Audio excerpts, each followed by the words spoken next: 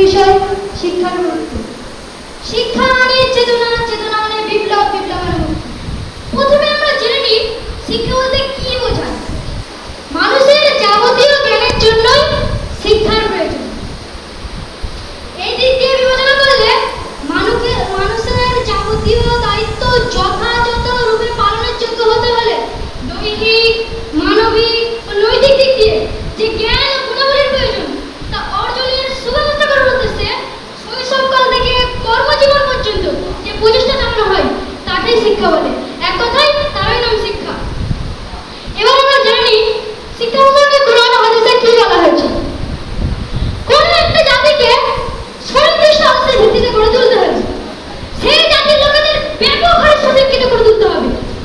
যখন তারা সেই আদর্শ অনুযায়ী নিজেদের গড়ে তুলতে পারবে তখনই একটি সফল সামাজিক বিপ্লব সাধন সম্ভব।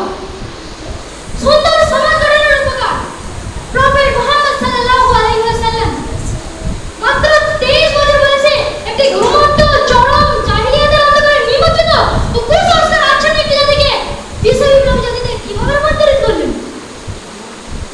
কোন সে পড়াশোনার সংস্পর্শে বিশ্ববিদ্যালয়ের ভূমিকায় অবতীর্ণ হতে শক্তি ও সাহস জোগালো। আল্লাহ সুবহানাহু ওয়া তাআলা সর্বপ্রথম যে আয়াতটি অবতীর্ণ করেন, ইকরা, রিড অর্থাৎ পড়ো, বস্তুত মানব জাতিকে মূর্খতার অন্ধকার থেকে আলোর পথে নিয়ে আসার জন্যই last and final prophet Muhammad সাল্লাল্লাহু আলাইহি ওয়াসাল্লামের আবির্ভাব হয়েছিল।